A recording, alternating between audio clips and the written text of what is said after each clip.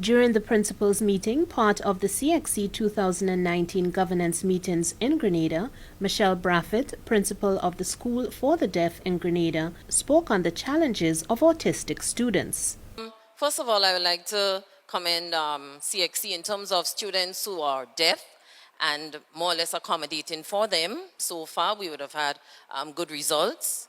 But my concern is for the children who are autistic, brilliant, wired differently. And I do not think that CXC is really accommodating for them. Brilliant students. For example, a student who is autistic, for example, in Spanish, can do the orals in terms of content, in terms of facts, and so they can regurgitate everything. They can write everything.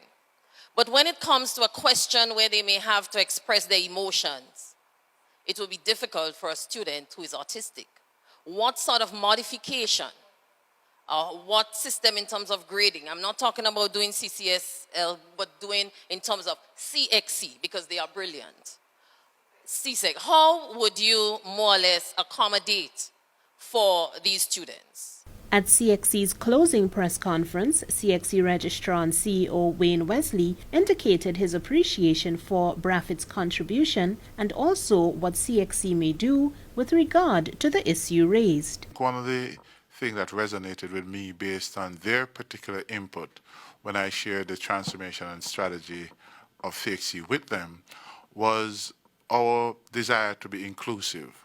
And they actually mentioning that while we would have done a very good job at dealing with persons with disability, we have not necessarily taken into consideration persons that are autistic.